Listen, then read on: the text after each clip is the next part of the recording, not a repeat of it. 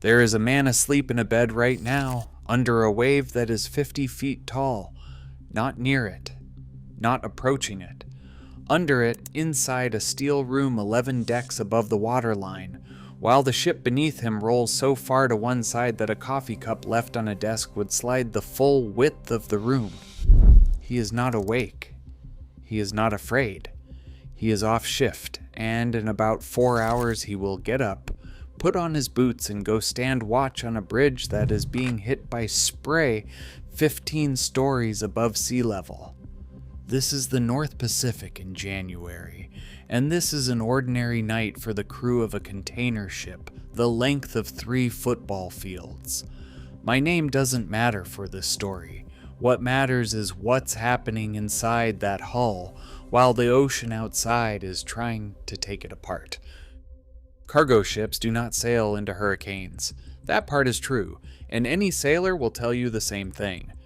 Modern routing software, satellite weather data, and decades of hard-earned maritime caution mean that when a named storm forms, ships divert around it, sometimes adding days and thousands of dollars in fuel to avoid the worst of it.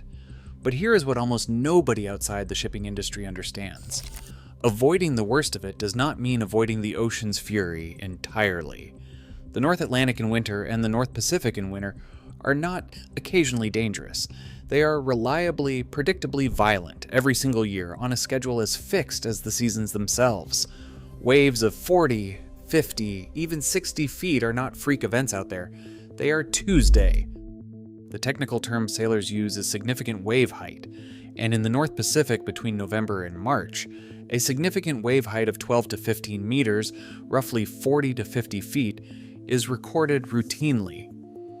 Individual rogue waves within that sea state can rise far higher than the average, sometimes more than double. A modern container ship, which can be over 400 meters long and weigh more than 200,000 tons when fully loaded, does not simply ride over these waves the way a small boat might. It punches through some of them, slams down off others, and twists along its own length in a motion naval architects call torsional flexing, a word that should unsettle anyone who has never thought about the fact that the ship itself is bending. And inside that bending, slamming, rolling steel hull, there are crew members asleep. The reason this is possible at all comes down to one piece of engineering most passengers, if cargo ships carried passengers, would never think to ask about. The accommodation block. On a modern container ship, the crew quarters sit at the stern, stacked above the engine room, rising as high as a 10 or 12-story building. Every bed in that structure is mounted on a system designed around a single problem. How do you let a human body sleep through motion that would otherwise throw them onto the floor? The simplest version of the answer is the bed itself. Many ship bunks include a raised lip along the open side, sometimes 20 to 30 centimeters high, essentially turning the mattress into a shallow tray. On a rough night, an experienced crew member will sleep with a pillow wedged against that lip, using their own body weight and the contained edge of the bunk to stay in place through a roll that might tip the entire room 15 or 20 degrees to one side and back. Veteran sailors describe learning to sleep diagonally, bracing one shoulder and one knee against the 2 solid walls of the bunk, turning their own body into part of the structure holding them in place. The cabins themselves are positioned deliberately. The closer a cabin is to the ship's center of gravity, both side to side and along its length, the less violent the motion inside it. Senior officers who need the most reliable rest to make critical decisions are often given quarters nearer the ship's midpoint and lower in the accommodation block for exactly this reason. It is not a hierarchy of comfort for comfort's sake. It is a hierarchy built around whose judgment the ship cannot afford to lose to exhaustion or seasickness. Then there is the furniture, all of which is secured in a way that looks almost absurd until you understand why. Drawers have latches that hold them shut against a 30-degree roll. Chairs are bolted to the floor. Desks have raised lips along every edge. The the same design as the bunks to keep a laptop or a cup of tea from sliding off during a swell. Cabinets close with a positive latch rather than relying on gravity or friction, because gravity, on a night like the one in this story, cannot be trusted to point in any particular direction for more than a few seconds at a time. The galley, the ship's kitchen, may be the single most over-engineered room on board relative to its size. Pots are secured to the stovetop with clamps or raised rims. Plates and cups are often kept in cabinets with sliding doors and lips rather than open shelves. Cooking in genuinely heavy weather sometimes stops entirely, with crews switching to pre-made meals that don't require anyone to stand over an open flame while the floor is moving unpredictably beneath them. The cooks on these ships are, in a very literal sense, working in a kitchen that is trying to throw them across the room. None of this engineering eliminates the experience of the storm. Crew members describe specific learned techniques for getting through the worst nights. Lying flat rather than sitting, because a body lying down has a lower center of gravity and less far to fall. Keeping a hand or foot in contact with a fixed surface at all times, even while trying to sleep, an unconscious habit many sailors develop within their first few years at sea. Eating small amounts frequently rather than full meals, because a full stomach in a rolling ship is a fast route to seasickness, and a sick crew member is a crew member who cannot stand watch. The psychological dimension matters as much as the physical engineering. Naval researchers who study isolated and extreme environments, the same broad category that includes Antarctic stations and submarines, have found that experienced crews develop something close to a learned indifference to motion that would alarm a first-time passenger. A new cadet on their first North Pacific winter crossing may lie awake for the entire transit, gripping the edge of their bunk, certain that the next roll will be the one the ship does not recover from. A 20-year veteran in the cabin next door, going through the exact same storm, will be asleep within minutes because their nervous system has, over thousands of hours at sea, learned to categorize the motion as routine rather than threatening. This is not bravado. It is measurable adaptation, the same kind of habituation that lets a city resident sleep through traffic noise that would keep a rural visitor awake all night. There is one more detail that makes this entire system remarkable, and it has nothing to do with the bunks or the latches. The ship's structure itself is designed to flex. Container ships are built with calculated flexibility along their length, allowed to bend several feet over their full size in heavy seas, because a hull rigid enough to resist all bending would crack under the stress instead. The same engineering principle that lets a skyscraper sway safely in wind lets a 400-meter ship absorb the ocean's force by yielding to it slightly rather than fighting it directly. The crew sleeping above the engine room are, in effect, resting inside a structure that is quietly, continuously bending around them all night by design so that it does not break. By morning, the storm that kept the ship rolling through the dark has usually eased, or the vessel has moved far enough along its route that the worst of the weather system is behind it. The crew member who slept through 50-foot waves wakes up, checks the weather report for the next 12 hours, and goes to stand his watch. He does not think of the night as remarkable. To him, it was simply January in the North Pacific, the same as it was last year and the year before that. The ocean has not changed. What changed over more than a century of trial and error, lost cargo, and hard lessons learned the expensive way is everything inside that steel hull built specifically so a human being could close his eyes and trust it. Right now, somewhere in open ocean, a submarine is on the surface in 50-foot waves. In about 40 minutes, the order to dive will come down, and every bit of that violence will disappear completely. This is the strange two-part reality of submarine service that almost nobody outside the Navy understands. The most dangerous part of the journey is not the part everyone imagines. the crushing pressure of the deep ocean. It is the part right before it, on the surface, in exactly the kind of storm that has sunk far larger ships. Submarines spend a meaningful portion of their transit time on or near the surface, especially when leaving port and approaching it. And unlike a cargo ship, which was built from the keel up to be a stable surface vessel, a submarine's hull is shaped for an entirely different purpose. It is built to be hydrodynamically efficient underwater, which means on the surface, in anything beyond calm seas, it behaves almost nothing like the ships around it. Official submarine doctrine, going back decades, states this plainly in language that has barely changed since the earliest diesel boats. Habitability on the surface is described as fair under good conditions and poor in heavy seas. That single sentence, buried in a training manual most civilians will never read, is the entire premise of this story. A submarine officer who later went on to evaluate new submarine systems described his own first surface transit out of port on a new nuclear vessel in terms that should reframe how you picture these ships entirely. He expected the experience to feel routine. Instead, he described a vessel so advanced and so comfortable once submerged that it felt, in his words, awkward and clumsy on the surface, rolling in the seas with almost nothing to prevent it. He described needing to consciously widen his stance and time.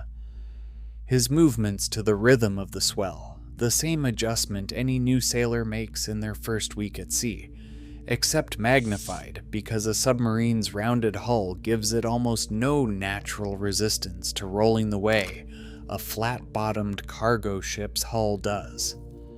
This is the part of the journey documented to cause seasickness and exhaustion among crews, and to require equipment throughout the vessel to be carefully secured. The entire crew, including the watch standing topside, is aware that the ocean above the surface in a 50-foot sea is doing exactly what it would do to any other vessel caught in it. The submarine is simply less suited to riding it out than the surface ships built specifically for that job. Then comes the dive, and the entire physical experience of the ship inverts. The order to submerge triggers a sequence refined since the earliest submarines of the 20th century. Ballast tanks flood in a precise, practiced order.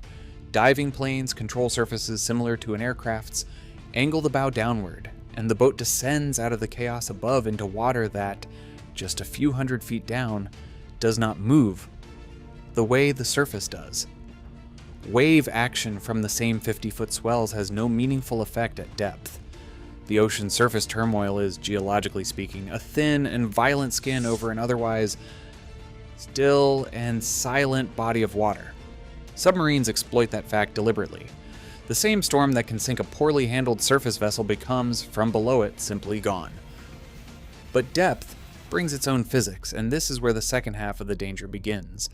A submarine's pressure hull is engineered to withstand the crushing force of the ocean at operating depth, a figure the Navy does not publicly disclose for most modern vessels, but which engineering analyses consistently describe in the range of hundreds of meters before the hull reaches what is called crush depth, the point at which surrounding water pressure exceeds what the structure can bear. Operating well within that margin is standard procedure precisely because the consequence of misjudging it is total and immediate. There is no slow leak at crush depth. There is a near instantaneous structural failure, and naval engineers who study submarine safety describe the entire reason for redundant systems, depth gauges, pressure monitoring, and strict adherence to written procedure at every step of a dive as existing specifically to make sure that number is never approached by accident. This produces a documented culture of discipline inside the submarine community. Submariners describe living by written procedures, reviewing them before every maneuver, even after years of experience, using them as checklists the same way a surgeon reviews a checklist before a familiar operation. One former submarine officer described reading the dive and surface procedures before nearly every watch he stood, regardless of how many years he had already spent performing that exact maneuver. The redundancy is not bureaucracy. It is the accumulated lesson of a service that lost real vessels and real crews in the early 20th century, learning the hard way exactly which steps cannot be skipped. Return to periscope depth carries its own distinct danger, separate from crush depth entirely.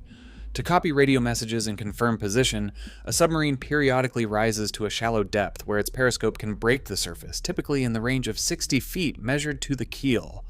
At that depth, the submarine is, by its own doctrine, in its most vulnerable position of the entire patrol.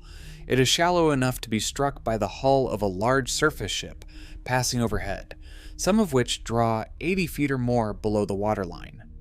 Researchers who study submarine command teams describe this transition from deep operating depth back up to periscope depth as one of the most dangerous routine operations a submarine crew performs because it requires trusting a single periscope's narrow field of view and a sonar picture that ocean conditions can distort or hide entirely. There are documented accounts of officers, on calm, clear nights, briefly mistaking moonlight or starlight reflecting off the water for the lights of an approaching vessel, and ordering an emergency dive based on nothing more than a trick of reflection, because the cost of being wrong in the other direction, mistaking a real ship for a reflection, is a collision that has, in the documented history of submarine operations, killed entire crews. So the genuine story of a submarine crew's day is not one sustained danger. It is two, stacked end to end, each one the mirror image of the other. Above the surface, in a storm, the danger is violent, visible, and survived mostly through endurance and waiting it out. Below the surface, at depth, the danger is silent, invisible, and survived only through procedure, precision, and the kind of disciplined repetition that turns a checklist into instinct.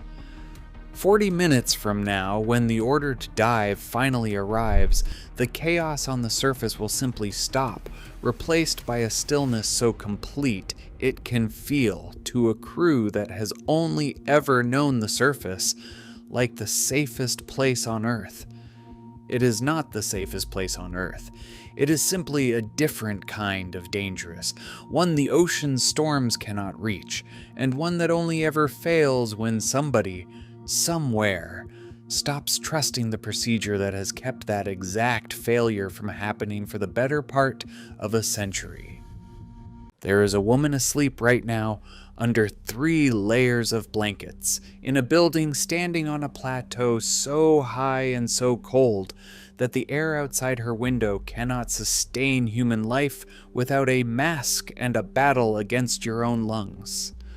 The temperature outside is approaching minus 60 degrees Celsius.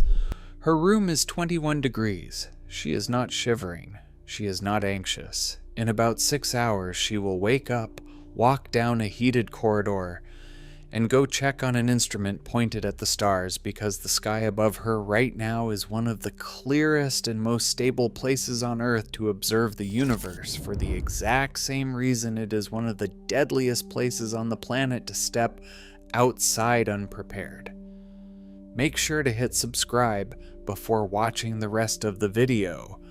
This is Concordia Station on the East Antarctic Plateau, over 3,000 meters above sea level, and this is an ordinary night for the dozen or so people who live there through the long polar winter. Antarctica is not one place. It is a continent the size of the United States and Mexico combined, and the difference between its coastline and its interior is the difference between a hard winter and a planet you were never built for. McMurdo Station, the largest research base on the continent, sits on the coast and records an annual mean temperature of around minus 18 degrees Celsius, with winter lows near minus 50.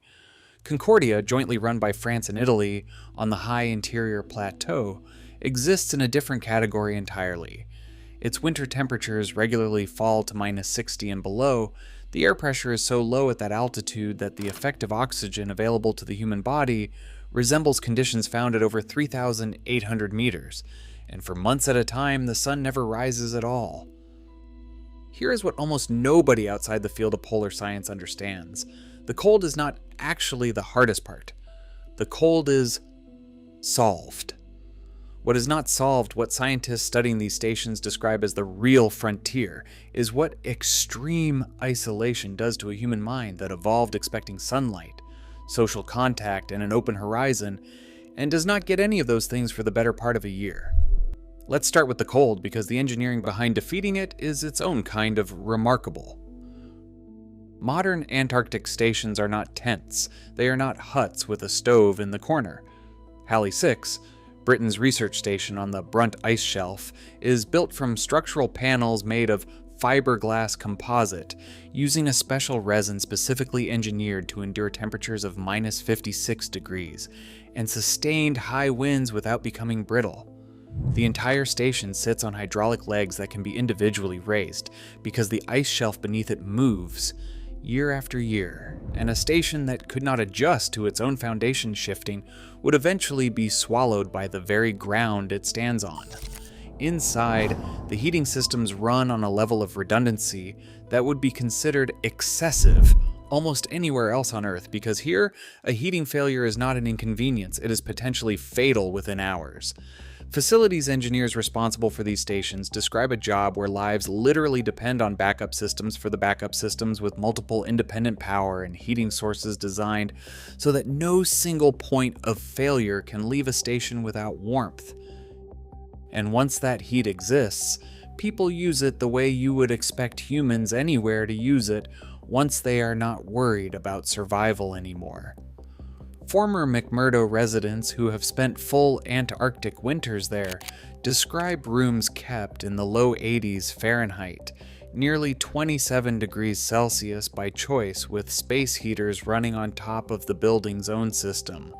The dormitory buildings include saunas. McMurdo itself, despite sitting on a frozen volcanic peninsula at the edge of one of the most hostile environments on the planet, contains a gymnasium, a library, a coffee house, and an aquarium for marine research samples pulled from beneath the sea ice outside. People who have lived there describe acclimatizing so thoroughly to the warmth indoors that walking outside, even on what counts as a mild Antarctic day, comes as a genuine shock to the system. This is the same contrast that defines every extreme environment humans have learned to inhabit. The exterior tries to kill you in minutes. The interior is built so thoroughly around comfort that people who live there start to take warm rooms and dry air for granted, the same way someone in a temperate climate stops noticing their own furnace. But the engineering was never really the hard problem. The hard problem is what happens to a person's mind when the sun disappears for months and the nearest other human being outside your own station is, for all practical purposes, infinitely far away. Researchers who study what scientists call ice environments, isolated, confined, and extreme, environments that also include submarines and early space missions, have documented a measurable psychological toll among Antarctic winter-over personnel. Studies looking at crews who spend a full polar winter at remote stations have found a meaningful percentage developing symptoms consistent with depression or other mental health difficulties during deployment, a rate notably higher than equivalent populations who never left temperate climates. This is not a character flaw in the people selected for these postings. Antarctic personnel go through some of the most rigorous physical and psychological screening of any job on Earth before they are ever approved to deploy. The environment itself produces the effect, regardless of who you put inside it. The specific mechanism researchers point to is the combination of constant darkness, a fixed and unchanging set of faces for months at a time, and the simple structural fact that you cannot leave. On a ship, in a submarine, even in a remote village, there is theoretically a way out if something goes badly wrong. At Concordia, in the depth of winter, the nearest possible aircraft evacuation may be flatly impossible for months, not because of distance, but because the cold itself can fall below the temperature at which standard aviation fuel and hydraulic systems can reliably function. The isolation is not metaphorical. It is a closed door, for real, for half a year. What keeps people functional inside that closed door is, again, engineering, just a different kind. Stations deliberately schedule communal meals, movie nights, birthday celebrations, anything that creates a fixed social rhythm against an environment that offers no natural one.